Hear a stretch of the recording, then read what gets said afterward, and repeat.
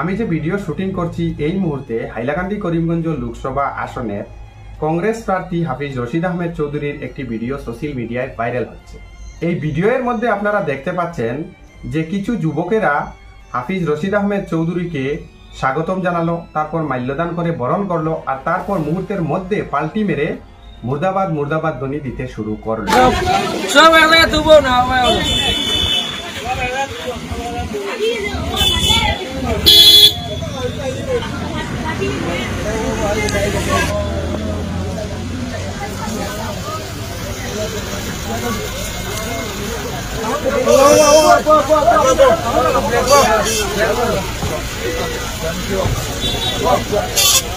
হাফিজ রশিদ মুর্দাবাদ! হাফিজ রশিদ মুর্দাবাদ! হাফিজ রশিদ মুর্দাবাদ! হাফিজ রশিদ মুর্দাবাদ! হাফিজ রশিদ মুর্দাবাদ!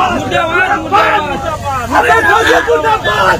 ইলানে তামাজি না মানমনা হাফিজ রশিদ মুর্দাবাদ! হাফিজ রশিদ মুর্দাবাদ! হাফিজ রশিদ মুর্দাবাদ! ৭৭ বছর লাগে আমরা করতে কিতা করতে আমরা সোশ্যাল মিডিয়া সঙ্গে লাইয়া করে যাইছনি এলাকা পুলিশ হাফিজ রশিদ মুর্দাবাদ! মুর্দাবাদ মুর্দাবাদ! হাফিজ রশিদ মুর্দাবাদ! মুর্দাবাদ মুর্দাবাদ! হাফিজ রশিদ মুর্দাবাদ! মুর্দাবাদ মুর্দাবাদ! হাফিজ রশিদ মুর্দাবাদ! কংগ্রেসের কোন জগন্নাথ মুসলমানের ময়দানে জানাবো আর মানছি না, আর মানবো না। সংখ্যালঘু মানুষের মাথা বেসা মানছি না, মানছি না, মানছি না। হাফিজ রশিদ মুর্দাবাদ! হাফিজ রশিদ মুর্দাবাদ!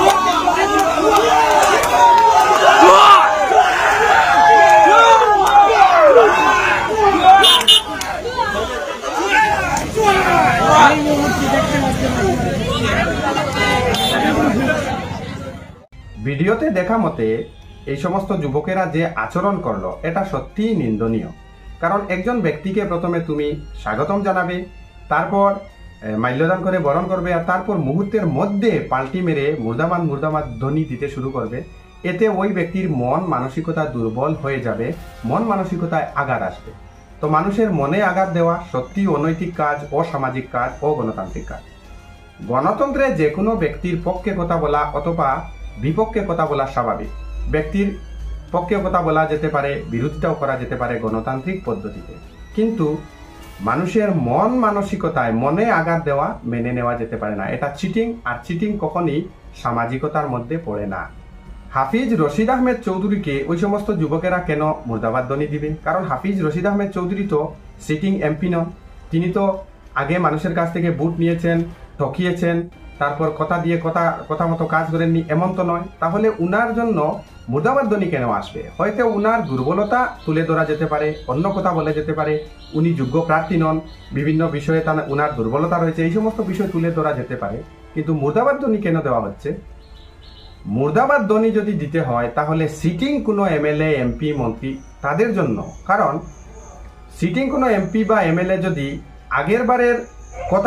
আগেরবার যে ভোট নিয়েছেন আর যে সমস্ত কথা দিয়েছিলেন সেই সমস্ত কথা মতো যদি কাজ না করেন তাহলে তাকে তো মুর্দাবাদ ধ্বনি দিতেই হবে। তো মুর্দাবাদ ধ্বনি যার জন্য প্রযোজ্য তাকে দিতে হয়। এখানে হাফিজ রশিদ আহমেদ চৌধুরীর জন্য মুর্দাবাদ ধ্বনি প্রযোজ্য নয়। যে সমস্ত যুবকেরা মুর্দাবাদ ধ্বনি দিল তারা আসলে মুর্দাবাদ জিন্দাবাদ ধ্বনি এ বিষয়ে কিছুই জানে না, তারা কিছুই বুঝে না। তারা কিছু নেতাদের কথা মতো চলে, নেতারা তাদেরকে যা কিছু বলবে তারা সেই মতো কাজ করবে, তাদের নিজের বিবেক অনুযায়ী তারা কিছুই করতে পারে না। নেতা যদি শিখিয়ে দেয় মুর্দাবাদ ধ্বনি দেওয়ার জন্য তাহলে তারা মুর্দাবাদ ধ্বনি দিয়ে উঠে, সেটা সে ক্ষেত্রে প্রযোজ্য হোক বা না হোক। আবার জিন্দাবাদও দিয়ে উঠে, যদিও জিন্দাবাদটি সে ক্ষেত্রে প্রযোজ্য নয়, তথাপিও তারা জিন্দাবাদ দিয়ে উঠে। কারণ তারা পরিস্থিতি, সময়, ব্যক্তি, অবস্থা কিছুই বুঝে না। তারা সেই নেতা যা বলল সেই নেতার কথা মতোই তারা ধ্বনি দিয়ে উঠল। জিন্দাবাদ মুর্দাবাদ এই সমস্ত ধ্বনি প্রত্যেক ব্যক্তি কিন্তু দিতে পারে না। এমনও মানুষ রয়েছে যে কোনো একজন ব্যক্তিকে খুবই বেশি পছন্দ করে, তার পক্ষে লোকের সঙ্গে, মানুষের সঙ্গে কথা বলে, কিন্তু মাইক হাতে নিয়ে হোক অথবা রাস্তায় হেঁটে হেঁটে হোক জিন্দাবাদ অথবা মুর্দাবাদ ধ্বনি সেই ব্যক্তিকে দিয়ে দেওয়াতে পারবেন না। এরকম অনেক সাপোর্টার থাকেন যারা জিন্দাবাদ মুর্দাবাদ ধ্বনি তাদের মুখের মধ্যে দিয়ে এই আওয়াজটি তারা আনতে পারে না।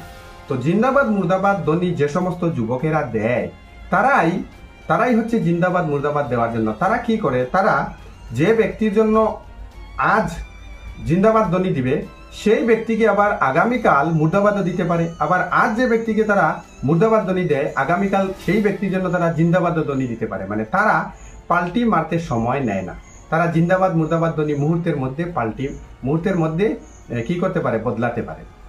তো এজন্য এই পরিস্থিতিতে এই অবস্থায় হাফিজ রশিদ আহমেদ চৌধুরী ওই সমস্ত যুবকদের দিয়ে ওই স্থানেই আবার জিন্দাবাদ দেওয়াতে পারতেন। তিনি যদি কিছু বিচক্ষণতা কিছু কৌশল অবলম্বন করতেন তাহলে এখানেই ওই সমস্ত যুবকেরা আবার হাফিজ রশিদ আহমেদ চৌধুরী জিন্দাবাদ বলে উঠত। কারণ জিন্দাবাদ মুর্দাবাদ ধ্বনি তো এরাই দিয়ে থাকে, এরাই তো মুর্দাবাদকে আবার জিন্দাবাদ বলে আর জিন্দাবাদকে আবার মুর্দাবাদ বলে।